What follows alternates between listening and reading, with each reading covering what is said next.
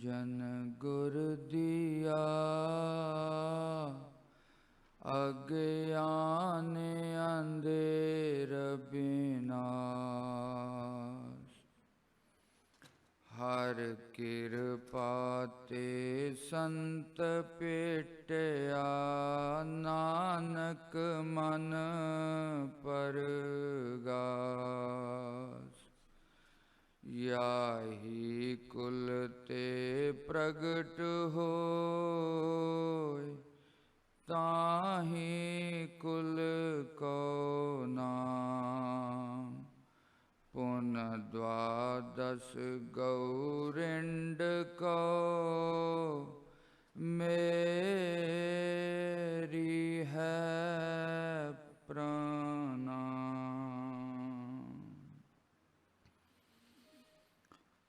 ओम यो ब्रह्माणं विदधाति पूर्वं यो वै वेदांश्च प्रहिणोति तस्मै तं हदेवात्मबुद्धि प्रकाशं मुमुक्षुर्वै शरणमहं प्रपद्ये।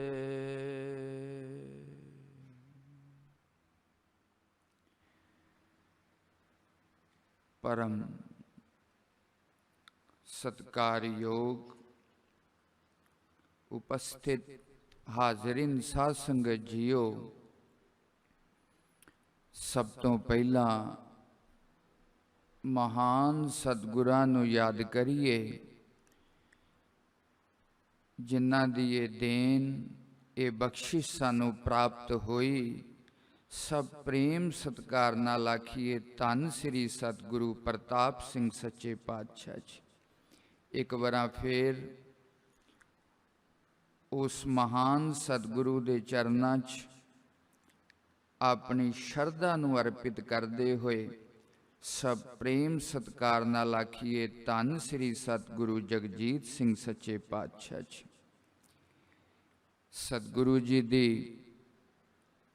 महान बख्शिश दे नाल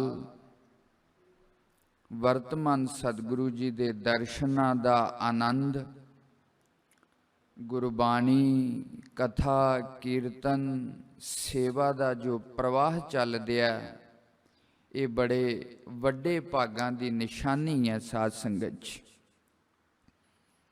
पातशाह गुरबाणी च लिखदे ने, साईं नाम अमोल कीम न कोई जान दो, जिन्ना भाग मथाहे से नानक हर रंग मान दो। दे वाक अनुसार पातशाह कहते ने इस साईं दा नाम है ना जो, ये अमोल है, अमोल है, कोई कीमत नहीं, कोई कीमत नहीं। अगर मैं इन्हां शब्दां दे नाल भी कह दवां, संसार दा सब कुछ त्याग के अगर दो घड़ी सिमरन करन दा भी अवसर मिलदा है तां भी इस नाम दी कीमत नहीं लाई जा सकती। साध संगत जी, जिन्ना भाग मथा है, जिन्ना दे वड्डे भाग ने, सतगुरु दी बख्शिश है, उन्हां दे इस नाम दा रंग मानन दा, आनंद मानन दा अवसर मिलदा है। इन्हां शब्दां दे नाल आप नूं वड्डे भागां वाले आखदे होए अज समय अनुसार बहुत लंबी व्याख्या ना करके जो व्यवहारिक चीज़ां ने उन्हां दे उत्ते गीता और गुरबाणी नूं आधार बना के कुछ गल्लां आप दे सामने रखनियां ने। सतगुरु जी की बख्शिश बुद्धि अनुसार सुभाविक जिहड़ी वड्डी गल हुंदी है वो साडे मन नूं बड़ी आकृष्ट करदी है, खिंचदी है। नाम जपना चाहिए, गुरबाणी पढ़नी चाहिए है।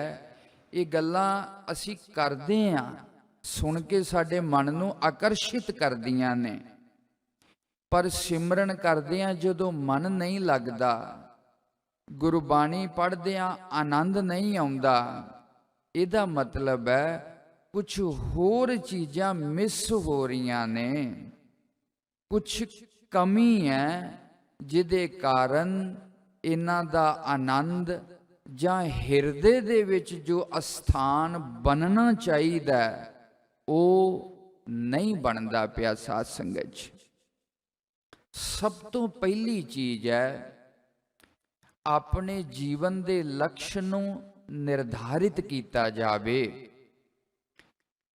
जीवन दी आदर्श और जीवन की जरूरत, इन्हां दोनों चीज़ां दे विच बड़े विवेक दे नाल फर्क किया जावे। खाना जिंदगी का आदर्श नहीं हो सकता, शरीर की जरूरत है, खाना चाहिए। चंगा कपड़ा पहनना जिंदगी का उद्देश्य नहीं है। अपने सभ्याचार अनुसार अपनी मर्यादा का पालन करते हुए चंगे वस्त्र पहनना इस शरीर दी, समाज दी जरूरत है। पैसा जिंदगी का उद्देश्य नहीं है, पैसा जीवन की जरूरत है। पैसे बिना भी जीवन नहीं चलता। घर बनाना है, बच्चे पढ़ाने ने, तरह तरह की जो जीवन धन की उपयोगिता है, उहदी व्यवहारिकता नूं धर्म निषेध नहीं करता। धर्म नाल धन का कोई विरोध नहीं, पर धर्म जिंदगी का अल्टीमेट गोल, अंतिम उद्देश्य, पुरुषार्थ, एम नहीं हो सकता, नहीं हो सकता। इस करके साडी जिस तरह की मैं श्रद्धा की गल करदा आ रहा सा, श्रद्धा का मतलब की है, जिस तरह भोजन की बुरकी पाउण दे वास्ते मूँह खुल जाता है, इसे प्रकार परमात्मा दे हिरदे दे विच प्रगट होण वास्ते जदों हिरदे दा, मन दा मूँह खुलण दा नाम ही शरधा। साध संगत जिंदगी दियां कुछ ना समझियां दे कारण धार्मिक जीवन का अनुष्ठान करदियां होयां भी धर्म वो रस नहीं देंदा, धर्म दे प्रति वो विश्वास नहीं बनता। ये नाम सिमरन वो जीवन च प्रभाव नहीं छड़दा। साडी शक्ति, साडा बल, साडा हौसला, साडी ताकत ये सिमरन ते धर्म नहीं बनता। कारण की है, कुछ ऐसियां समझन वालियां गल्लां ने जदों हिरदे दे विच बिल्कुल आसंदिग्ध हो जांदियां ने, संशय रहित हो जांदियां ने, फिर यही सिमरन और यही बाणी और यही धर्म का आचरण कुछ होर ढंग दे नाल जीवन च काम करना शुरू कर दिंदा। सब तो पहली चीज बहुत शांति दे नाल अपने मन नूं इस गल दे लई कन्विंस कीता जावे, ये पुछया जावे मेरी जिंदगी का मूल उद्देश्य की है। मैं परिवार दे लई जिउं रहा कि परमात्मा लई जिउं रहा। मैं धन पदार्थ कमाउण दे वास्ते संसार च आया कि सतगुरु दे हुक्म अनुसार धर्म दे रस्ते दे उत्ते चलण वास्ते आया। मेरी जिंदगी दा जो जिंदगी दी जरूरत है, जो जिंदगी दी आवश्यकता है, अज उही साडी जिंदगी दा लक्ष्य बनिया पिया। साध संगत पहली चीज आवश्यकता, जरूरत, नीड, ਇਹਦੇ ਵਿੱਚ ਔਰ ਪੁਰਸ਼ਾਰਥ ਦੇ ਵਿੱਚ ਫਰਕ ਕਰੀਏ ਆਪਣੇ ਮਨ ਦੇ ਅੰਦਰ, ਔਰ ਇਸ ਗੱਲ ਨੂੰ ਭਲੀ ਭਾਂਤ ਸਮਝ ਲਈਏ। ਇਹ ਸ਼ਰੀਰਾ ਮੇਰਿਆ ਇਸ ਜਗ ਮੈਂ ਆਏ ਕੇ ਤੁਧ ਕਰਮ ਕਮਾਇਆ ਦੇ ਵਾਕ ਅਨੁਸਾਰ। ਇਹ ਮਨ ਪਿਆਰਿਆ ਤੂੰ ਸਦਾ ਸੱਚ ਸੰਭਾਲੇ। ਇਸ ਮਨ ਦੇ ਅੰਦਰ ਇਹ ਨਿਸ਼ਚੇ ਕੀਤਾ ਜਾਵੇ, ਇਹ ਸ਼ਰੀਰ ਇੱਕ ਦਿਨ ਨਹੀਂ ਰਹਿਣਾ। ਸਚਾਈ ਹੈ ਇਹ ਜਾਨ ਤੋਂ ਪਿਆਰੇ ਰਿਸ਼ਤੇ ਇੱਕ ਦਿਨ ਬਿਖਰ ਜਾਣਗੇ। ਇਹ ਵੀ ਇਸੇ ਸੰਸਾਰ ਦੀ ਸਚਾਈ ਹੈ। ਇਹ ਧਨ ਪਦਾਰਥ ਇੱਕ ਦਿਨ ਛੱਡ ਕੇ ਜਾਣਾ, ਇਹ ਜ਼ਿੰਦਗੀ ਦੀ ਸਚਾਈ ਹੈ। ਪਰਮ ਪਿਤਾ ਪਰਮਾਤਮਾ ਨਾਲ ਪਈ ਹੋਈ ਸਾਂਝ ਆਪਣੇ ਸਤਿਗੁਰੂ ਦੇ ਅਨੁਸਾਰ ਜੀਵਿਆ ਹੋਇਆ ਜੀਵਨ ਹੀ ਵਿਅਕਤੀ ਦੀ ਸਦੀਵੀ ਪੂੰਜੀ ਹੈ, ਵਿਅਕਤੀ ਦਾ ਸੱਚਾ ਮਿੱਤਰ ਹੈ, ਔਰ ਹਰ ਸਮੇਂ ਇਹਦੇ ਨਾਲ ਰਹਿਣ ਵਾਲੀ ਸੰਪत्ति ਹੈ। ਇਸ ਕਰਕੇ ਆਪਣੇ ਜੀਵਨ ਦੇ ਪੁਰਸ਼ਾਰਥ ਨੂੰ ਤੈਅ ਕੀਤਾ ਜਾਵੇ। ਜ਼ਰੂਰਤਾਂ ਦੇ ਮਗਰ ਭੱਜਦਿਆਂ ਜੀਵਨ ਦੇ ਮੂਲ ਉਦੇਸ਼ ਨੂੰ ਕਿਤੇ ਵਿਸਾਰ ਨਾ ਦਈਏ।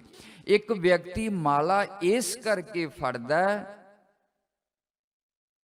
ਸਤਿਗੁਰੂ ਮੇਰੇ ਤੇ ਪ੍ਰਸੰਨ ਹੋ ਜਾਣ, ਮੇਰੇ ਕਾਮ ਕ੍ਰੋਧ ਲੋਭ ਮੋਹ ਨਿਵ੍ਰਿਤ ਹੋ ਜਾਣ।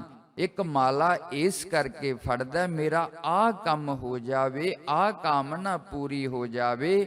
ਕਰਨ ਦੇ ਵਿੱਚ ਵੱਡਾ ਫਰਕ ਪੈ ਜਾਂਦਾ। ਸਾਧ ਸੰਗਤ ਜੀ, ਵੱਡਾ ਫਰਕ ਪੈ ਜਾਂਦਾ। ਜੈਸੀ ਭਾਵਨਾ ਦੇ ਨਾਲ ਕੰਮ ਕੀਤਾ ਜਾਂਦਾ, ਉਹਦਾ ਫਲ ਵੀ ਵੈਸਾ ਹੀ ਹੋ ਜਾਂਦਾ। ਭਗਵਾਨ ਸ਼੍ਰੀ ਕ੍ਰਿਸ਼ਨ ਕਹਿੰਦੇ ਨੇ, ਯੋ ਯੋ ਯਾਮ ਯਾਮ ਤਨੁਮ ਭਗਤਿਆ ਤਸਯਾ ਸ਼ਰਧਇਆ ਅਰਚਿਤੁਮ ये यथा माम प्रपद्यन्ते ताम तथैव भजाम्यहम। ਕਹਿੰਦੇ ਅਗਰ ਕੋਈ ਰਾਮ ਦਾ ਭਜਨ ਕਰਦਾ ਹੋਇਆ ਮੇਰੇ ਕੋਲੋਂ ਕੋਈ ਸੰਸਾਰਿਕ ਮੰਗ ਮੰਗਦਾ, ਮੈਂ ਉਹਦੀ ਸੰਸਾਰਿਕ ਮੰਗ ਦੀ ਪੂਰਤੀ ਕਰ ਦਿੰਦਾ। ਅਗਰ ਕੋਈ ਰਾਮ ਕਰਦਾ ਹੋਇਆ ਮੇਰੇ ਕੋਲੋਂ ਮੁਕਤੀ ਦੀ ਮੰਗ ਕਰਦਾ, ਮੈਂ ਉਹਨੂੰ ਮੁਕਤੀ ਦੇ ਦੇਣਾ। ਭਾਵ ਜੈਸੀ ਕਾਮਨਾ ਹੋਏਗੀ, ਜੈਸੀ ਜੀਵਨ ਦੀ ਦ੍ਰਿਸ਼ਟੀ ਹੋਏਗੀ, ਜੋ ਜ਼ਿੰਦਗੀ ਦੇ ਸੋਚਣ ਦੇ ਪ੍ਰਤੀ ਸਾਡੀ ਫਿਲਾਸਫੀ ਹੋਏਗੀ, ਕਰਮ ਉਹੀ ਹੈ, ਪਰ ਫਲ ਦੇ ਵਿੱਚ ਵੱਡਾ ਅੰਤਰ ਆ ਜਾਏਗਾ। ਸਾਧ ਸੰਗਤ ਜੀ, ਇਸ ਕਰਕੇ ਪਹਿਲੀ ਚੀਜ਼ ਆਪਣੇ ਜੀਵਨ ਦੀਆਂ ਜ਼ਰੂਰਤਾਂ ਨੂੰ ਔਰ ਆਪਣੇ ਜੀਵਨ ਦੇ ਪੁਰਸ਼ਾਰਥ ਨੂੰ ਅਲੱਗ ਕਰਕੇ ਪਹਿਚਾਨਣਾ ਸਿੱਖੀਏ। ਜ਼ਰੂਰਤਾਂ ਦੀ ਜ਼ਿੰਦਗੀ 'ਚ ਆਪਣੀ ਅਹਿਮੀਅਤ ਹੈ, ਪਰ ਪੁਰਸ਼ਾਰਥ ਪ੍ਰਾਪਤ ਕੀਤਿਆਂ ਬਿਨਾ, ਅਗਰ ਮੰਨ ਲਓ ਕੋਈ ਵਿਅਕਤੀ ਬਾਜ਼ਾਰ ਗਿਆ ਔਰ ਬਾਜ਼ਾਰ ਸਬਜ਼ੀ ਲੈਣ ਵਾਸਤੇ ਗਿਆ ਔਰ ਰਸਤੇ 'ਚੋਂ ਹੋਰ ਚੀਜ਼ਾਂ ਤੇ ਖਰੀਦ ਕੇ ਲੈ ਆਵੇ, ਪਰ ਸਬਜ਼ੀ ਲੈ ਕੇ ਆਉਣੀ ਭੁੱਲ ਜਾਵੇ। ਸਾਡੀ ਯਾਤਰਾ ਵੀ ਇਸ ਤਰ੍ਹਾਂ ਦੀ ਹੈ, ਜ਼ਰੂਰਤਾਂ ਨੂੰ ਤੇ ਇਕੱਠਾ ਕਰੀ ਜਾਂਦੇ ਆ, ਪਰ ਜੀਵਨ ਦੇ ਪੁਰਸ਼ਾਰਥ ਨੂੰ ਭੁੱਲ ਜਾਂਦੇ ਆ। ਅਗਰ ਕਰਦੇ ਵੀ ਆ ਇਹ ਧਾਰਮਿਕ ਕੰਮ, ਉਸ ਉਦੇਸ਼ ਤੇ ਭਾਵਨਾ ਦੇ ਨਾਲ ਨਹੀਂ ਕਰਦੇ ਪਏ। ਸਾਧ ਸੰਗਤ ਜੀ, ਚਾਹੇ ਕੋਈ ਕਿਸੇ ਸਤਿਗੁਰੂ ਦੇ ਨਾਲ ਜੁੜ ਕੇ ਕਿਸੇ ਨੂੰ ਸਮਝ ਆ ਜਾਵੇ, ਸੰਸਾਰ ਦਾ ਹਰ ਪ੍ਰਾਣੀ ਚਾਹੇ ਆਸਤਿਕ ਹੈ ਚਾਹੇ ਨਾਸਤਿਕ ਹੈ, ਜਾਣੇ ਅਣਜਾਣੇ ਦੇ ਵਿੱਚ ਉਹ ਆਪਣੇ ਮੂਲ ਪਰਮਾਤਮਾ ਦੇ ਵੱਲ ਵੱਧਦਾ ਪਿਆ। ਸਾਧ ਸੰਗਤ ਜੀ, ਹਰ ਵਿਅਕਤੀ ਦੀ ਸੁਭਾਵਿਕ ਮੰਗ ਕੀ ਹੈ, ਹਰ ਵਿਅਕਤੀ ਦੀ ਸੁਭਾਵਿਕ ਵੇਦਨਾ ਕੀ ਹੈ, ਉਸ ਪਰਮਾਤਮਾ ਦੀ ਪ੍ਰਾਪਤੀ। ਸਾਧ ਸੰਗਤ ਜੀ, ਸਤਿਗੁਰੂ ਸੱਚੇ ਪਾਤਸ਼ਾਹ ਜੀ ਦੀ ਬਖਸ਼ਿਸ਼ ਦੇ ਨਾਲ ਜਿਨ੍ਹਾਂ ਨੂੰ ਸਤਿਗੁਰੂ ਦਾ ਸੰਗ, ਸੰਤਾਂ ਦਾ ਸੰਗ ਕਰਨ ਤੋਂ ਬਾਅਦ ਇਹ ਗੱਲ ਸਮਝ ਦੇ ਵਿੱਚ ਆ ਜਾਂਦੀ ਹੈ, ਉਹਨਾਂ ਦਾ ਜੀਵਨ ਸੁਖੈਨ ਬਣ ਜਾਂਦਾ। ਪਰ ਜਿਹੜੇ ਧਰਮ ਨੂੰ ਨਹੀਂ ਮੰਨਦੇ, ਉਹ ਵੀ ਜਾਣੇ ਅਣਜਾਣੇ ਦੇ ਵਿੱਚ ਉਸ ਪਰਮਾਤਮਾ ਵੱਲ ਵਧਦੇ ਨੇ ਪਏ। ਮਦਨ ਮੋਹਨ ਮਾਲਵੀਆ ਜੀ ਦਾ ਨਾਮ ਭਾਰਤੀ ਇਤਿਹਾਸ ਦੇ ਵਿੱਚ ਇੱਕ ਵੱਖਰਾ ਆਪਣਾ ਦਰਜਾ ਤੇ ਰੁਤਬਾ ਰੱਖਦਾ ਹੈ। ਮਹਾਨ ਸੁਤੰਤਰਤਾ ਸੈਨਾਨੀ, ਮਹਾਨ ਫਿਲਾਸਫਰ ਔਰ ਧਰਮ ਸੰਸਕ੍ਰਿਤੀ ਨੂੰ ਜਿਉਣ ਵਾਲੇ ਇੱਕ ਆਦਰਸ਼ ਪੁਰਸ਼ ਸਨ। ਰਸ਼ੀਆ ਦੇ ਮਹਾਨ ਆਗੂ ਸਟਾਲਿਨ ਉਹਨਾਂ ਦਿਨਾਂ ਦੇ ਵਿੱਚ ਮਾਲਵੀਏ ਜੀ ਦੀਆਂ ਕੁਝ ਰਚਨਾਵਾਂ ਨੂੰ ਪੜ੍ਹ ਕੇ ਸਟਾਲਿਨ ਕੁਝ ਪ੍ਰਭਾਵਿਤ ਹੋਇਆ, ਲੇਕਿਨ ਸਟਾਲਿਨ ਧਰਮ ਨੂੰ ਨਹੀਂ ਮੰਨਦਾ। ਸੁਭਾਵਿਕ ਰੂਪ ਦੇ ਵਿੱਚ ਸਾਡੀ ਜੋ ਇੱਕ ਪ੍ਰਵਿਰਤੀ ਹੈ, ਅੱਜ ਦੀ ਜੋ ਨਿਊ ਜਨਰੇਸ਼ਨ ਹੈ, ਉਹ ਕਹਿੰਦੀ ਹੈ ਚੰਗੇ ਕੰਮ ਕਰੋ, ਕਿਸੇ ਦਾ ਦਿਲ ਨਾ ਦਿਖਾਓ, ਇਹੀ ਧਰਮ ਹੈ। ਕਿਸੇ ਪਰਮਾਤਮਾ ਦੇ ਸਿਮਰਨ ਕਰਨ ਦੀ ਜ਼ਰੂਰਤ ਜਾਂ ਅਸੀਂ ਕਿਸੇ ਨੂੰ ਮਿਲਣ ਵਾਸਤੇ ਇਹ ਮਨੁੱਖਾ ਜੀਵਨ ਧਾਰਨ ਕੀਤਾ, ਇਸ ਗੱਲ ਦੇ ਵੱਲ ਉਹਨਾਂ ਦੀ ਕੋਈ ਵੀ ਦ੍ਰਿਸ਼ਟੀ ਨਹੀਂ ਹੋਇਆ ਕਰਦੀ। ਸਟਾਲਿਨ ਕਮਿਊਨਿਸਟ ਵਿਚਾਰਾਂ ਦਾ, ਕਮਿਊਨਿਸਟ ਲੋਕ ਸੱਚ ਦੇ ਪ੍ਰਤੀ, ਇਮਾਨਦਾਰੀ ਦੇ ਪ੍ਰਤੀ, ਸਭ ਨੂੰ ਸਮਾਨ ਹੱਕ ਮਿਲਣ, ਇਹਦੇ ਪ੍ਰਤੀ ਉਹ ਬੜਾ ਯਤਨ ਕਰਦੇ ਨੇ, ਸੰਘਰਸ਼ ਕਰਦੇ ਨੇ। ਸਟਾਲਿਨ ਨੇ ਇੱਕ ਵਾਰੀ ਮਾਲਵੀਆ ਜੀ ਨੂੰ ਰਸ਼ੀਆ ਸੱਦਿਆ ਔਰ ਉਹਨਾਂ ਦੇ ਨਾਲ ਕੁਝ ਗਿਆਨ ਚਰਚਾ ਕਰਨ ਤੋਂ ਬਾਅਦ ਕਹਿੰਦਾ, ਤੁਸੀਂ ਇਹ ਜੋ ਪਰਮਾਤਮਾ ਨੂੰ ਮਿਲਣ ਦੀ ਗੱਲ ਕਰਦੇ ਹੋ, ਇਹ ਮੇਰੀ ਸਮਝ ਦੇ ਵਿੱਚ ਨਹੀਂ ਆਈ। ਸੱਚ ਬੋਲਣਾ ਚਾਹੀਦਾ, ਇਮਾਨਦਾਰ ਬਣਨਾ ਚਾਹੀਦਾ, ਕਿਸੇ ਦਾ ਦਿਲ ਨਹੀਂ ਦਿਖਾਉਣਾ ਚਾਹੀਦਾ। ਇਹ ਬਹੁਤ ਮਾਨਵੀय ਜੀਵਨ ਦੇ ਅਮੁੱਲ ਗੁਣ ਨੇ। ਇਹਨਾਂ ਨੂੰ ਧਾਰਨ ਕੀਤਿਆਂ ਬਿਨਾ ਮਨੁੱਖ ਤੇ ਪਸ਼ੂ ਦੇ ਵਿੱਚ ਕੋਈ ਫਰਕ ਨਹੀਂ। ਇਸ ਕਰਕੇ ਇਹਨਾਂ ਗੁਣਾਂ ਨੂੰ ਤੇ ਧਾਰਨ ਕਰੇ, ਪਰ ਕਿਸੇ ਪਰਮਾਤਮਾ ਦੀ ਪ੍ਰਾਪਤੀ ਕਰਨੀ ਹੈ, ਇਹ ਮੇਰੀ ਸਮਝ ਦੇ ਵਿੱਚ ਨਹੀਂ ਆਉਂਦਾ। ਉਹ ਅਲੱਗ ਗੱਲ ਹੈ। ਅਸੀਂ ਆਪਣੇ ਉਸ ਪਰਮ ਪਿਤਾ ਪਰਮਾਤਮਾ ਨੂੰ ਸਤਿਗੁਰੂ ਜਗਜੀਤ ਸਿੰਘ ਸੱਚੇ ਪਾਤਸ਼ਾਹ ਦੇ ਰੂਪ ਦੇ ਵਿੱਚ ਪੂਜਿਆ, ਵਰਤਮਾਨ ਸਤਿਗੁਰੂ ਜੀ ਦੇ ਰੂਪ 'ਚ ਅਦਬ ਤੇ ਸਤਿਕਾਰ ਕਰਦੇ ਹਾਂ। ਗੁਰੂ ਨਾਨਕ ਪਾਤਸ਼ਾਹ ਹੋ ਗਏ, ਕੋਈ ਰਾਮ, ਕੋਈ ਕ੍ਰਿਸ਼ਨ, ਕੋਈ ਜੀਸਸ, ਕੋਈ ਕਿਸੇ ਵੀ ਰੂਪ ਦੇ ਵਿੱਚ ਉਸ ਨਿਰਾਕਾਰ ਪਰਮਾਤਮਾ ਦਾ ਪ੍ਰਤੀਬਿੰਬ ਵੇਖਦਾ। ਲੇਕਿਨ ਅਗਰ ਇਹਨਾਂ ਦੇ ਪ੍ਰਤੀ ਵੀ ਸਾਡੀ ਆਸਥਾ ਨਹੀਂ ਬਣਦੀ, ਤਾਂ ਵੀ ਜਾਣੇ ਅਣਜਾਣੇ 'ਚ ਵਿਅਕਤੀ ਉਸ ਨਿਰਾਕਾਰ ਪਰਮਾਤਮਾ ਵੱਲ ਵੱਧਦਾ ਪਿਆ। ਸਾਧ ਸੰਗਤ ਜੀ, ਮਾਲਵੀਆ ਜੀ ਕਹਿੰਦੇ ਨੇ, ਮੈਂ ਕਿਸੇ ਵਿਅਕਤੀ ਵਿਸ਼ੇਸ਼ ਨੂੰ ਪੂਜਣ ਦੇ ਵਾਸਤੇ ਆਪ ਨੂੰ ਨਹੀਂ ਕਹਿੰਦਾ, ਪਰ ਮੈਨੂੰ ਇੱਕ ਗੱਲ ਦੱਸੋ, ਤੁਸੀਂ ਇਸ ਦੇਸ਼ ਦੇ ਸ਼ਾਸਕ ਹੋ, ਰਾਜਾ ਹੋ, ਕੀ ਤੁਸੀਂ ਇਸ ਗੱਲ ਨੂੰ ਚਾਹੁੰਦੇ ਹੋ ਕਿ ਸਾਰੇ ਸੱਚ ਬੋਲਣ, ਕੋਈ ਝੂਠ ਨਾ ਬੋਲੇ, ਸਭ ਇਮਾਨਦਾਰੀ ਦੇ ਨਾਲ ਚੱਲਣ, ਇੱਕ ਦੂਜੇ ਦੇ ਪ੍ਰਤੀ ਵਫਾਦਾਰ ਹੋਣ? ਇਸ ਸਚਾਈ ਦੇ ਪ੍ਰਤੀ ਤੁਹਾਡੀ ਆਸਤਿਕਤਾ ਭਾਵ ਹੈ ਕਿ ਨਹੀਂ? ਸਟਾਲਿਨ ਕਹਿੰਦਾ, ਹਾਂ, ਮੈਂ ਚਾਹੁੰਦਾ ਕੋਈ ਝੂਠ ਨਾ ਬੋਲੇ। ਜੇ ਮੇਰੇ ਨਾਲ ਕੋਈ ਝੂਠ ਬੋਲਦਾ, ਮੈਨੂੰ ਬੁਰਾ ਲੱਗਦਾ, ਫਿਰ ਮੈਂ ਦੂਸਰਿਆਂ ਵਾਸਤੇ ਕਿਉਂ ਝੂਠ ਬੋਲਾਂ? ਮਾਲਵੀਆ ਜੀ ਕਹਿੰਦੇ ਨੇ, ਠੀਕ ਹੈ। ਦੂਸਰੀ ਚੀਜ਼, ਤੁਸੀਂ ਇਹ ਚਾਹੁੰਦੇ ਹੋ ਕਿ ਸਭ ਦਾ ਭਲਾ ਹੋਣਾ ਚਾਹੀਦਾ, ਸਭ ਦੇ ਦੁੱਖ ਦੂਰ ਹੋਣੇ ਚਾਹੀਦੇ ਨੇ, ਸਭ ਨੂੰ ਜ਼ਿੰਦਗੀ ਦੀਆਂ ਜ਼ਰੂਰਤਾਂ ਸਹਿਜ ਨਾਲ ਪੂਰੀਆਂ ਹੋਣੀਆਂ ਚਾਹੀਦੀਆਂ। ਕਹਿੰਦੇ, ਹਾਂ, ਮੈਂ ਇਸ ਗੱਲ ਨੂੰ ਵੀ ਮੰਨਦਾ। ਕਹਿੰਦੇ, ਤੀਸਰੀ ਚੀਜ਼ ਸਟਾਲਿਨ, ਤੁਸੀਂ ਇਹ ਵੀ ਮੰਨਦੇ ਹੋ ਸਭ ਦੇ ਦੁੱਖ ਦੂਰ ਹੋਣ ਔਰ ਸਭ ਨੂੰ ਸੁੱਖ ਤੇ ਆਨੰਦ ਪ੍ਰਾਪਤ ਹੋਵੇ? ਸਟਾਲਿਨ ਕਹਿੰਦਾ, ਮੈਂ ਇਸ ਗੱਲ ਨੂੰ ਵੀ ਮੰਨਦਾ।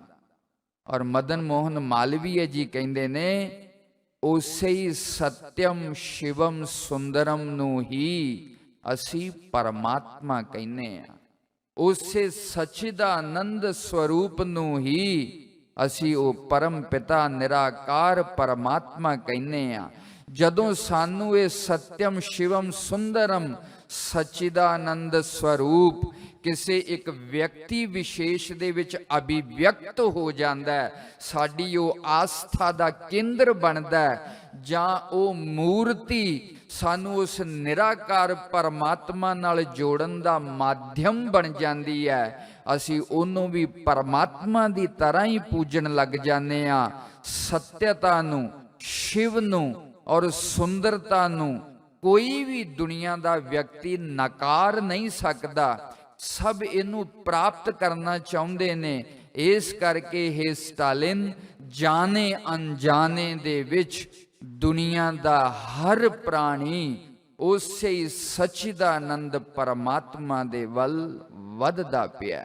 ਉਹ ਅਲੱਗ ਗੱਲ ਹੈ, ਸਾਡੀ ਖੋਜ, ਸਾਡੀ ਤਲਾਸ਼ ਕੁਛ ਅਧਾਰਮਿਕ ਹੋ ਸਕਦੀ ਹੈ, ਕੁਛ ਅਮਰਿਆਦਿਤ ਹੋ ਸਕਦੀ ਹੈ, ਪਰ ਅਸੀਂ ਸਾਰੇ ਸਚਾਈ ਲੱਭਦੇ ਆਂ ਪਏ, ਕਲਿਆਣ ਲੱਭਦੇ ਆਂ ਪਏ, ਸੁਖ ਤੇ ਆਨੰਦ ਲੱਭਦੇ ਆਂ ਪਏ ਸਾਧ ਸੰਗਤ 'ਚ।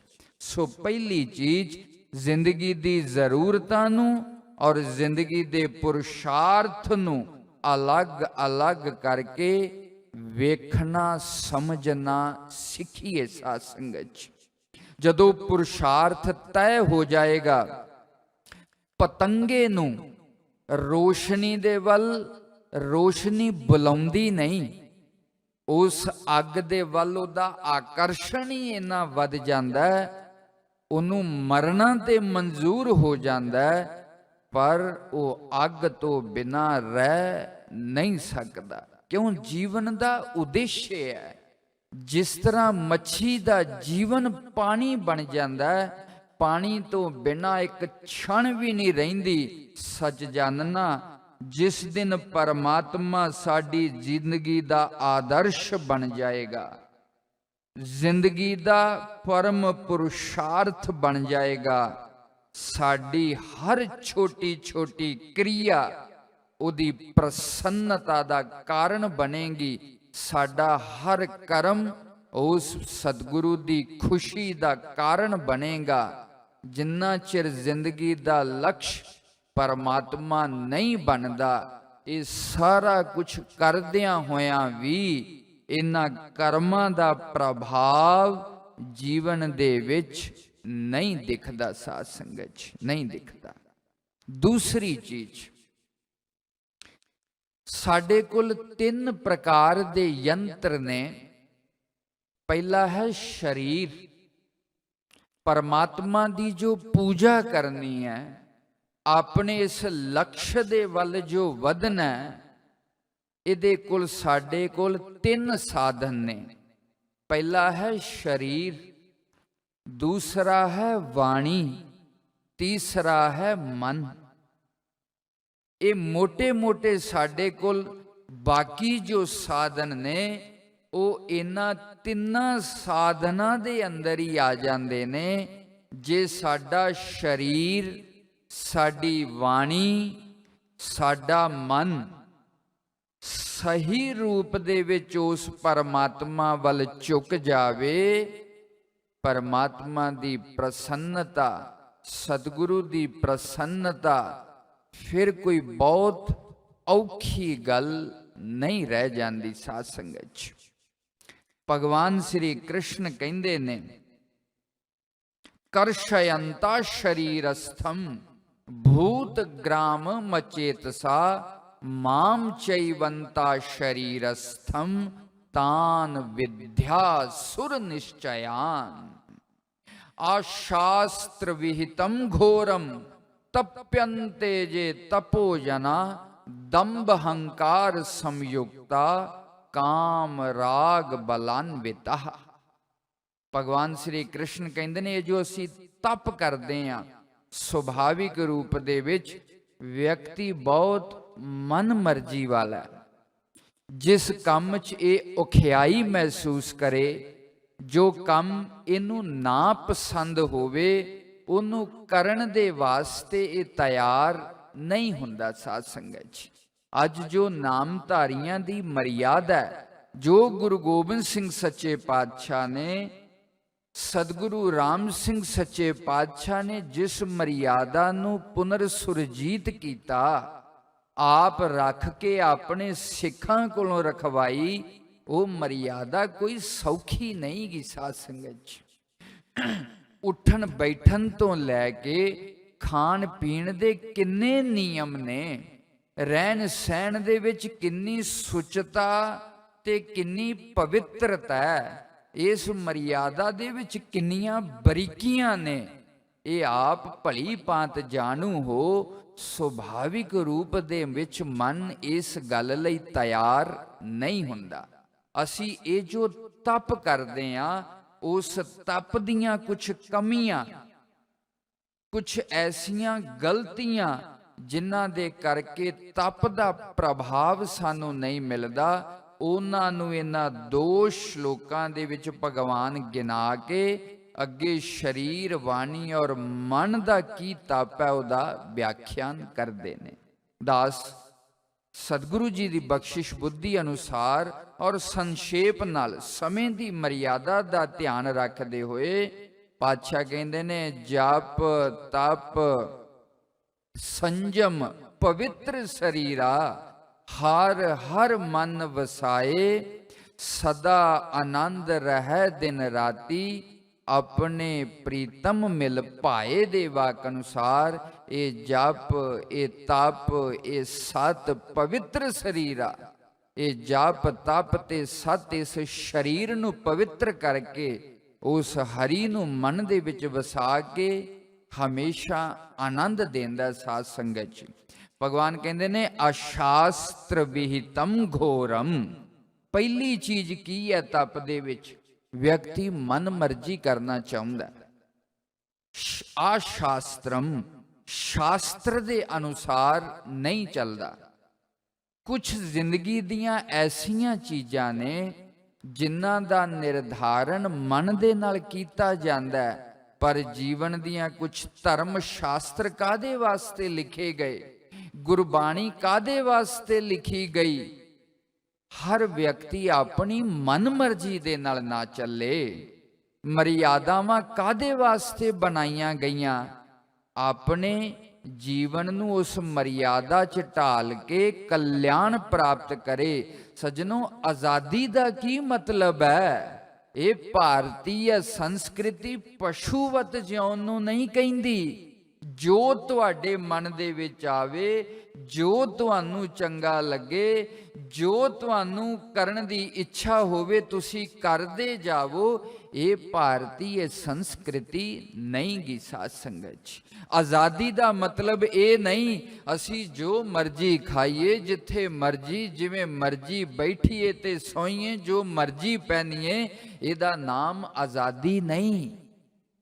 भारतीय संस्कृति दे अनुसार आज़ादी दा मतलब है अपने धर्म, अपनी मर्यादा, अपनी सभ्यता दे अनुसार खांदे पहनदे रहिंदियां होयां जो आनंद व्यक्ति मानदा, उहदा नाम है आज़ादी। साडियां समाजिक संरचना वेखिए, धी दे रूप दे विच इस्त्री दा अपना धर्म ते मर्यादा, पत्नी दे रूप दे विच अपनी धर्म ते मर्यादा। इसे प्रकार पुत्र पति पिता रूप दे विच पुरुष दी अपनी मर्यादा।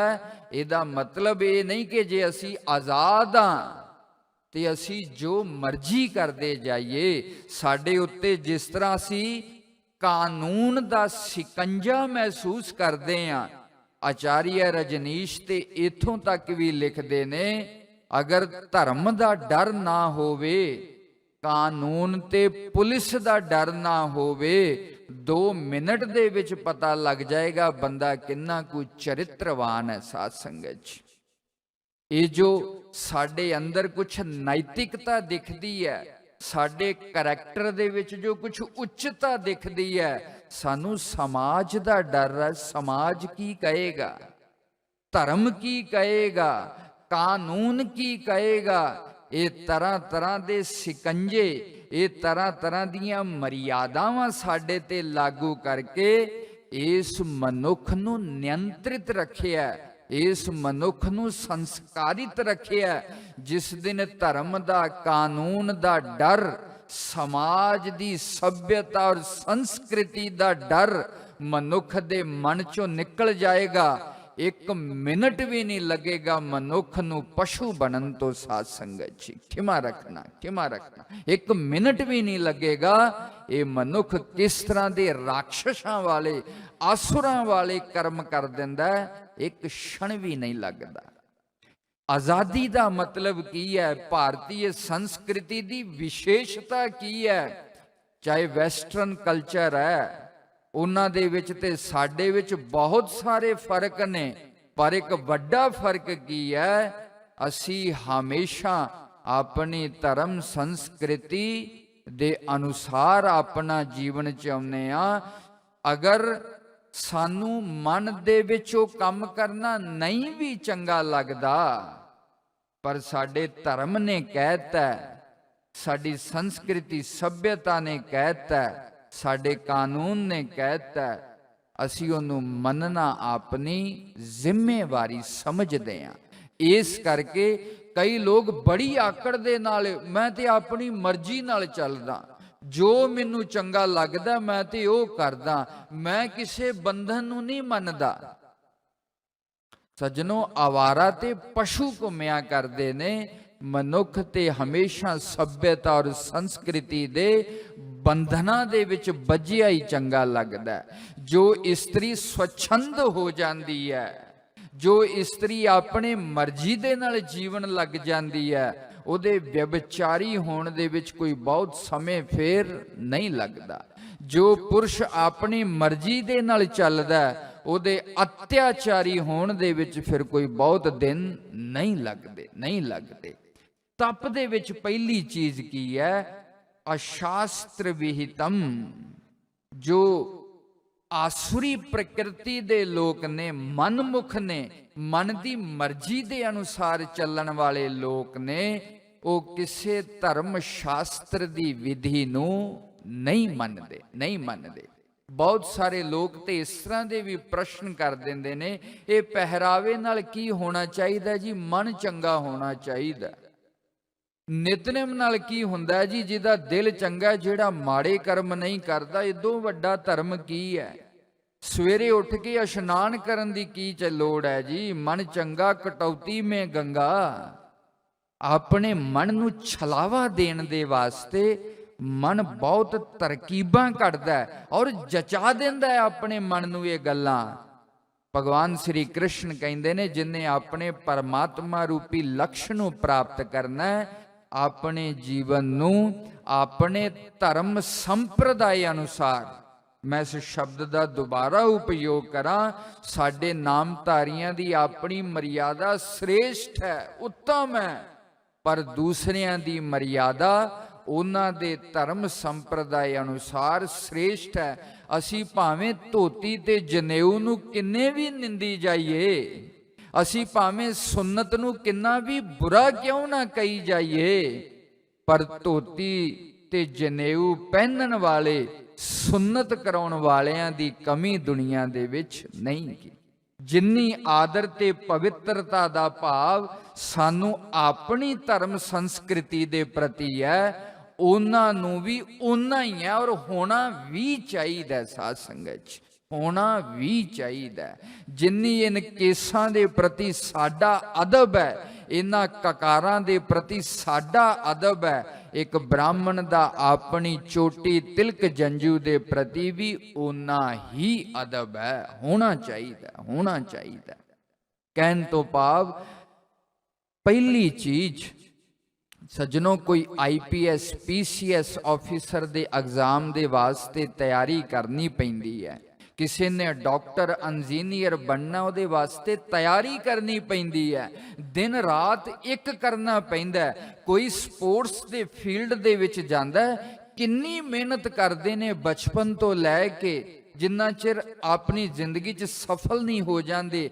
कि इस धर्म की यात्रा नूं तुसीं एवें ही समझदे हो? इहदे वास्ते कोई तैयारी, कोई समर्पण, किसी विधि विधान की जरूरत नहीं। ਜ਼ਿੰਦਗੀ ਦਾ ਸਭ ਤੋਂ ਵੱਡਾ ਕੰਮ ਕੀ ਹੈ? ਪਰਮਾਤਮਾ ਦੀ ਪ੍ਰਾਪਤੀ। ਜ਼ਿੰਦਗੀ ਦਾ ਸਭ ਤੋਂ ਔਖਾ ਤੇ ਜ਼ਰੂਰੀ ਕੰਮ ਕੀ ਹੈ? ਆਪਣੇ ਜੀਵਨ ਨੂੰ ਨਿਯੰਤਰਿਤ ਤੇ ਮਰਿਆਦਿਤ ਤੇ ਸੰਸਕ੍ਰਿਤ ਕਰਨਾ। ਕਿ ਉਹਦੇ ਵਾਸਤੇ ਕਿਸੇ ਮਰਿਆਦਾ ਦੀ ਲੋੜ ਨਹੀਂ, ਉਹਦੇ ਵਾਸਤੇ ਕਿਸੇ ਵਿਧੀ ਵਿਧਾਨ ਦੀ ਲੋੜ ਨਹੀਂ। ਜਿਵੇਂ ਮਰਜ਼ੀ ਮਨ ਮੁਤਾਬਿਕ ਖਾਈ ਜਾਈਏ, ਰਹੀ ਜਾਈਏ, ਪਹਿਨੀਏ ਜਾਈਏ, ਇਸ ਤਰ੍ਹਾਂ ਨਹੀਂ, ਇਸ ਤਰ੍ਹਾਂ ਨਹੀਂ।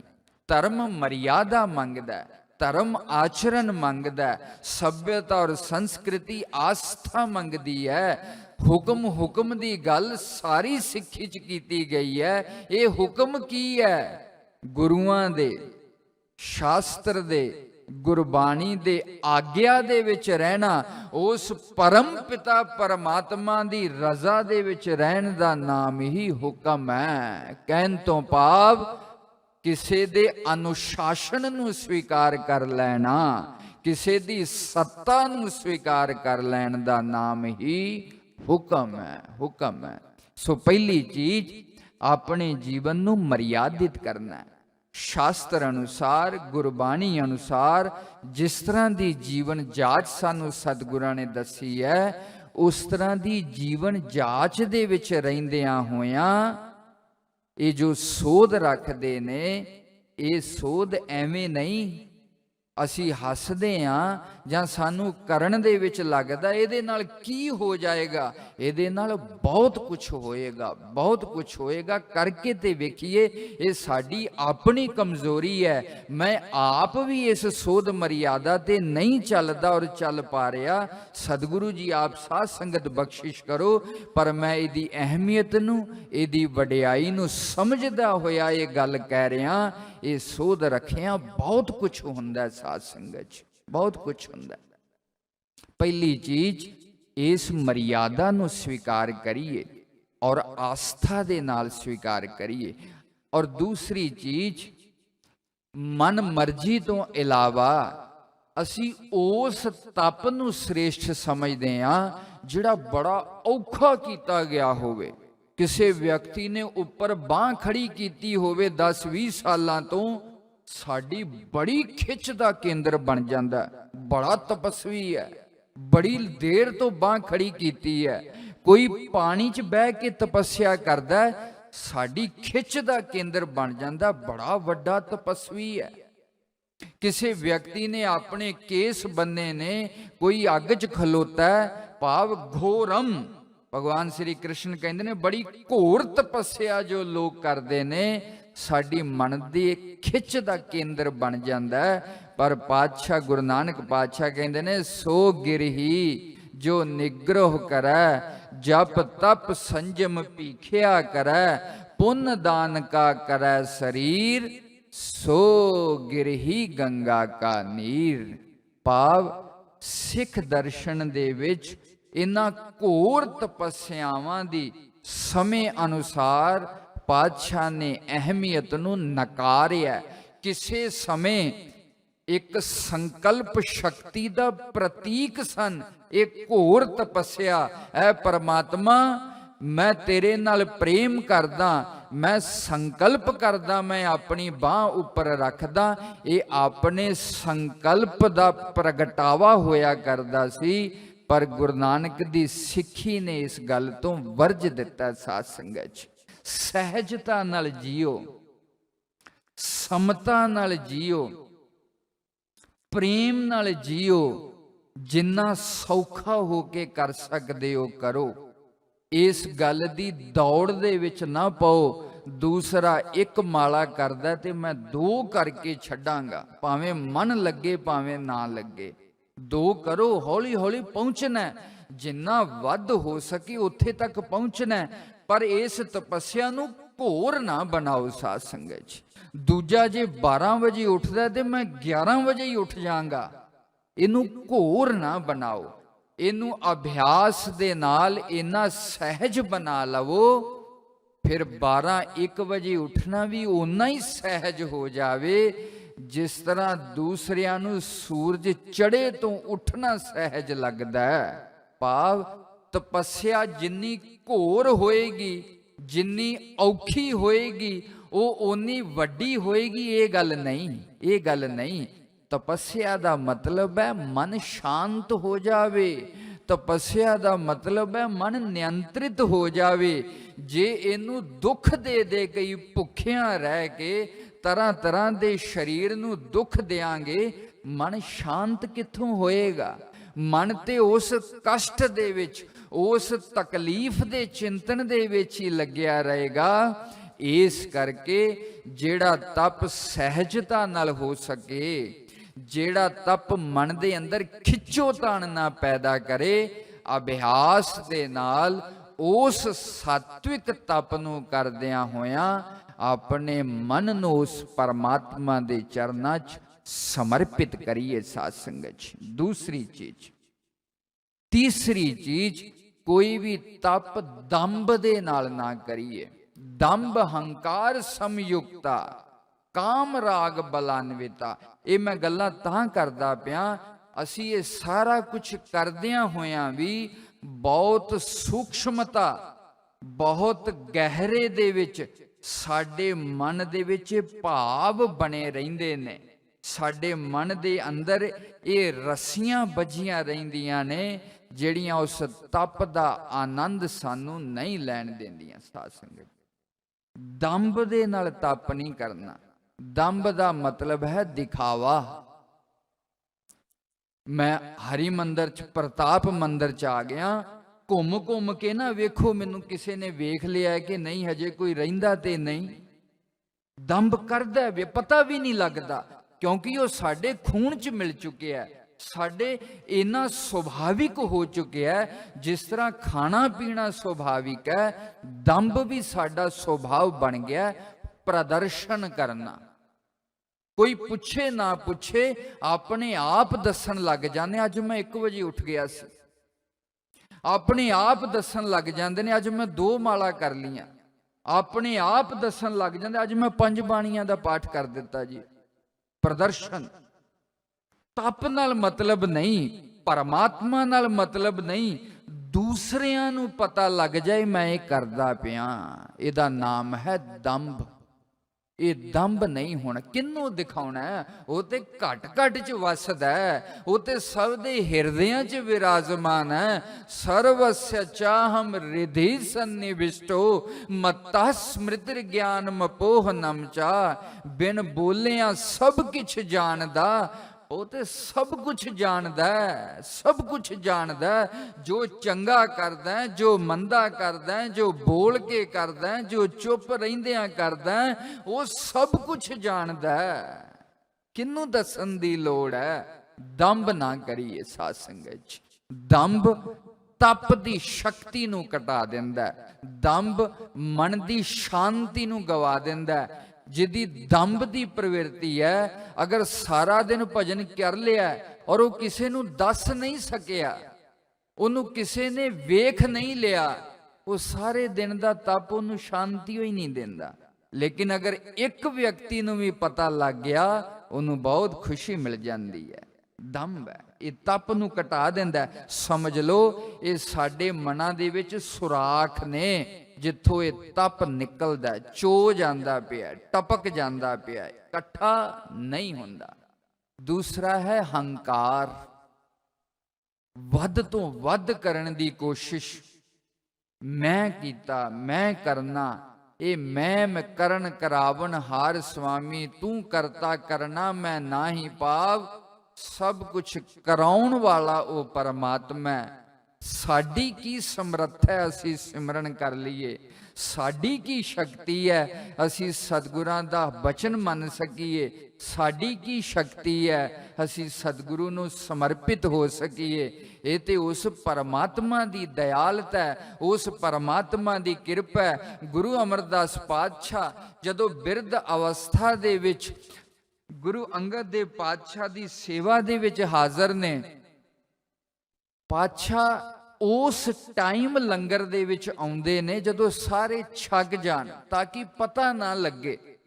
ਗੁਰੂ ਅਮਰਦਾਸ ਪਾਤਸ਼ਾਹ ਉਸ ਵੇਲੇ ਸਤਿਗੁਰਾਂ ਨੂੰ ਨਮਸਕਾਰ ਕਰਨ ਨਹੀਂ ਆਉਂਦੇ ਦੀਵਾਨ ਦੇ ਵਿੱਚ, ਤਾਂ ਕਿ ਸਾਰੇ ਵੇਖ ਲੈਣ ਗੁਰੂ ਅਮਰਦਾਸ ਦੇ ਕੱਪੜੇ ਜਲ ਨਾਲ ਗਿੱਲੇ ਨੇ, ਮੈਲੇ ਹੋਏ ਨੇ, ਬਿਰਧ ਅਵਸਥਾ ਹੈ, ਪੈਰਾਂ ਦੇ ਵਿੱਚ ਛਾਲੇ ਪਏ ਨੇ। ਕੋਈ ਵੇਖ ਕੇ ਉਹਨਾਂ ਦੇ ਪ੍ਰਤੀ ਇਹ ਨਾ ਆਖੇ ਓਹੋ ਕੈਸੀ ਤਪੱਸਿਆ ਕਰਦਾ, ਇੰਨੀ ਬਿਰਧ ਅਵਸਥਾ ਦੇ ਵਿੱਚ ਕਿੰਨੀ ਕਿਰਪਾ ਇਹਦੇ ਤੇ। ਇਸ ਤਰ੍ਹਾਂ ਦੀ ਪ੍ਰਸ਼ੰਸਾ ਵਿਅਕਤੀ ਦੇ ਤਪ ਦਾ ਨਾਸ਼ ਕਰ ਦਿੰਦੀ ਹੈ। ਜਿਸ ਦਿਨ ਕਿਸੇ ਵਿਦਵਾਨ ਦੀ ਸਿਫਤ ਹੋਣੀ ਸ਼ੁਰੂ ਹੋ ਜਾਵੇ, ਉਸ ਦਿਨ ਉਹਦੀ ਚਿੰਤਨ ਦੀ ਪ੍ਰਗਤੀ ਖਤਮ ਹੋ ਜਾਂਦੀ ਹੈ, ਖਤਮ ਹੋ ਜਾਂਦੀ ਹੈ। ਚਾਣਕਿਆ ਤੇ ਇੱਥੋਂ ਤੱਕ ਲਿਖਦੇ ਨੇ, ਲਾਲਯੇਤ ਪੰਚ ਵਰਸ਼ਾਣੀ 10 ਵਰਸ਼ਾਣੀ ਤਾੜੀਏਤ, ਪ੍ਰਾਪਤੇ ਤੂ ਛੋੜਸ਼ੇ ਵਰਸ਼ੇ ਪੁੱਤਰ ਮਿੱਤਰ ਸਮ ਆਚਰੇਤ। ਗੁਰੂ ਨੂੰ ਸ਼ਿష్ਯ ਦੀ ਬਹੁਤ ਸਿਫਤ ਨਹੀਂ ਕਰਨੀ ਚਾਹੀਦੀ। ਜਿਸ ਦਿਨ ਗੁਰੂ ਸ਼ਿష్ਯ ਦੀ ਸਿਫਤ ਕਰਨ ਲੱਗ ਜਾਏਗਾ, ਮਨ ਹੰਕਾਰ ਦੇ ਨਾਲ ਭਰ ਜਾਏਗਾ। ਅਧਿਆਪਕ ਨੂੰ ਵਿਦਿਆਰਥੀ ਦੀ ਬਹੁਤ ਜ਼ਿਆਦਾ ਸਿਫਤ ਨਹੀਂ ਕਰਨੀ ਚਾਹੀਦੀ, ਵਿਦਿਆ ਪ੍ਰਾਪਤੀ ਖਤਮ ਹੋ ਜਾਏਗੀ। ਨੌਕਰ ਦੀ ਮਾਲਕ ਨੂੰ ਬਹੁਤ ਸਿਫਤ ਨਹੀਂ ਕਰਨੀ ਚਾਹੀਦੀ, ਨੌਕਰ ਫਿਰ ਹਾਵੀ ਹੋਣਾ ਸ਼ੁਰੂ ਹੋ ਜਾਏਗਾ। ਇਹ ਸੁਭਾਵਿਕ ਮਨ ਉਸ ਪ੍ਰਸ਼ੰਸਾ ਨੂੰ ਫੜ ਕੇ ਹੰਕਾਰ 'ਚ ਚਲਿਆ ਜਾਂਦਾ ਹੈ, ਔਰ ਉਹਦੀ ਪ੍ਰਗਤੀ, ਉਹਦੀ ਪ੍ਰੋਗਰੈਸ ਰੁਕ ਜਾਂਦੀ ਹੈ ਸਾਧ ਸੰਗਤ 'ਚ। ਗੁਰੂ ਅਮਰਦਾਸ ਪਾਤਸ਼ਾਹ ਉਸ ਸਮੇਂ ਆਉਂਦੇ ਨੇ ਜਦੋਂ ਸਾਰੇ ਪ੍ਰਸ਼ਾਦਾ ਛਕ ਲੈਣ। ਗੁਰੂ ਅਮਰਦਾਸ ਪਾਤਸ਼ਾਹ ਉਸ ਸਮੇਂ ਦਰਸ਼ਨਾਂ ਨੂੰ ਆਉਂਦੇ ਨੇ ਜਦੋਂ ਸੰਗਤ 'ਚ ਕੋਈ ਹੋਰ ਨਾ ਹੋਵੇ, ਜਾਂ ਦੂਰੋਂ ਹੀ ਦਰਸ਼ਨ ਕਰਕੇ ਮੁੜ ਜਾਂਦੇ ਨੇ। ਦਿਖਾਵਾ ਨਹੀਂ, ਇਹ ਤਪ ਦਿਲੋਂ ਕਰੀਏ।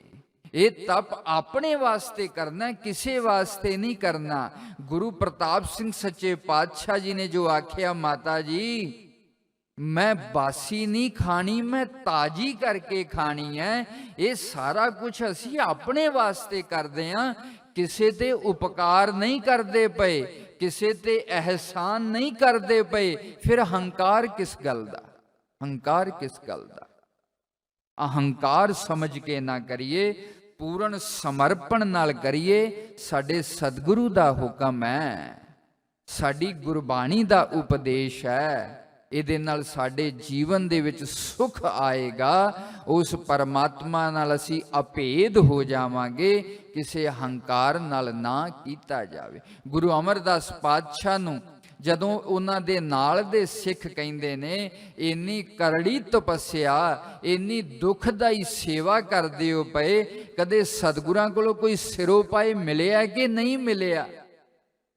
ਗੁਰੂ ਅਮਰਦਾਸ ਪਾਤਸ਼ਾਹ ਕਹਿੰਦੇ ਨੇ, ਉਹਨਾਂ ਨੇ ਇਹ ਸੇਵਾ ਬਖਸ਼ੀ ਹੈ, ਇਹੀ ਮੇਰਾ ਸਿਰੋਂ ਪਾਏ ਹੈ। ਸ਼ਬਦਾਂ ਵੱਲ ਧਿਆਨ ਦੇਣਾ, ਸਤਿਗੁਰਾਂ ਨੇ ਇਹ ਸੇਵਾ ਦਿੱਤੀ ਹੈ, ਇਹੀ ਮੇਰਾ ਇਨਾਮ ਹੈ। ਜੇ ਸਤਿਗੁਰਾਂ ਨੇ ਬਖਸ਼ਿਸ਼ ਕਰਕੇ ਇਹ ਸਿਮਰਨ ਕਰਨ ਦੀ ਜਾਚ ਦੇ ਦਿੱਤੀ ਹੈ, ਜੇ ਸਤਿਗੁਰਾਂ ਨੇ ਬਖਸ਼ਿਸ਼ ਕਰਕੇ ਇੱਥੇ ਰਹਿਣ ਦਾ, ਸੁੱਖਾਂ ਦਾ ਪ੍ਰਬੰਧ ਕਰ ਦਿੱਤਾ ਹੈ, ਇਹਦੇ ਵਿੱਚ ਹੀ ਅਸੀਂ ਸਤਿਗੁਰੂ ਦੇ ਪ੍ਰਤੀ ਸਮਰਪਿਤ ਹੋ ਜਾਈਏ। ਹੋਰ ਕਿਸੇ ਹੰਕਾਰ ਦੀ ਸਾਨੂੰ ਕੀ ਲੋੜ ਹੈ ਸਾਧ ਸੰਗਤ ਜੀ? ਇਹ ਦੂਸਰੀ ਚੀਜ਼ ਹੈ ਹੰਕਾਰ, ਔਰ ਤੀਸਰੀ ਚੀਜ਼ ਹੈ ਕਾਮ ਰਾਗ ਬਲਾਨਵਿਤਾ। ਕਾਮਨਾ ਦੇ ਨਾਲ ਨਾ ਕਰੀਏ। ਕਾਮਨਾ ਅੱਜ ਤੱਕ ਕਿਸੇ ਦੀ ਪੂਰਨ ਨਹੀਂ ਹੋਈ। ਗ੍ਰਸਤੀਆਂ ਕਾਮਨਾ ਹੋਇਆ ਕਰਦੀਆਂ ਨੇ, ਪਰ ਆਪਣੇ ਮਨ ਨੂੰ ਹਮੇਸ਼ਾ ਭਿਖਾਰੀਓ ਹੀ ਨਾ ਬਣਾ ਕੇ ਰੱਖੀਏ, ਹਮੇਸ਼ਾ ਮੰਗਤੇ ਹੀ ਨਾ ਬਣਾ ਕੇ ਰੱਖੀਏ। ਕਦੇ ਪਰਮਾਤਮਾ ਦਾ ਸ਼ੁਕਰਾਨਾ ਕਰਨਾ ਵੀ ਸਿੱਖੀਏ। ਸੱਜਣੋ, ਇਹ ਸਰੀਰ ਦਿੱਤਾ ਹੈ, ਇਹ ਪਰਮਾਤਮਾ ਦਾ ਛੋਟਾ ਸ਼ੁਕਰਾਨਾ ਹੈ। ਗੁਰਸਿੱਖੀ ਨਾਮਧਾਰੀ ਪਰਿਵਾਰਾਂ 'ਚ ਜਨਮ ਹੋ ਗਿਆ, ਇਹ ਛੋਟਾ ਸ਼ੁਕਰਾਨਾ ਹੈ। ਸਿਮਰਨ ਕਰਦੇ ਆ, ਸਰੀਰ ਤੰਦਰੁਸਤ ਹੈ, ਖਾਣ ਪਹਿਨਣ ਨੂੰ ਮਿਲਦਾ ਹੈ, ਇਹ ਸਤਿਗੁਰੂ ਦਾ ਛੋਟਾ ਸ਼ੁਕਰਾਨਾ ਹੈ।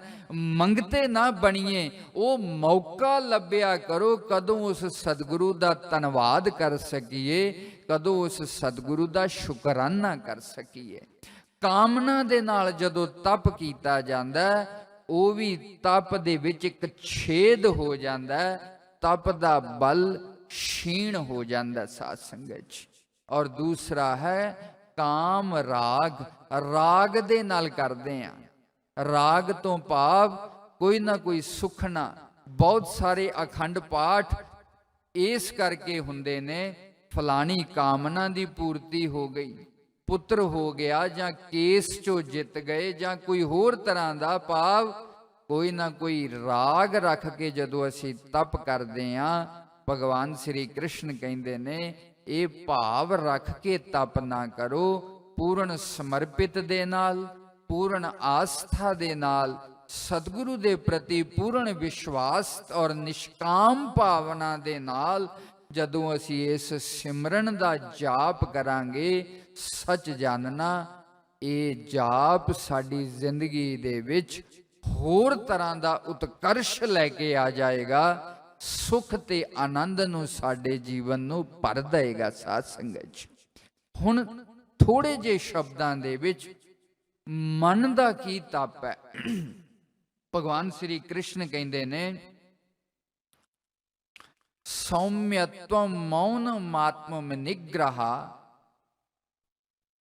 ਭਾਵ ਸਮਸ਼ੁੱਧਿ ਰਿਤੇ ਤਤ ਮਾਨਸ ਤਪ ਉਚਯਤੇ।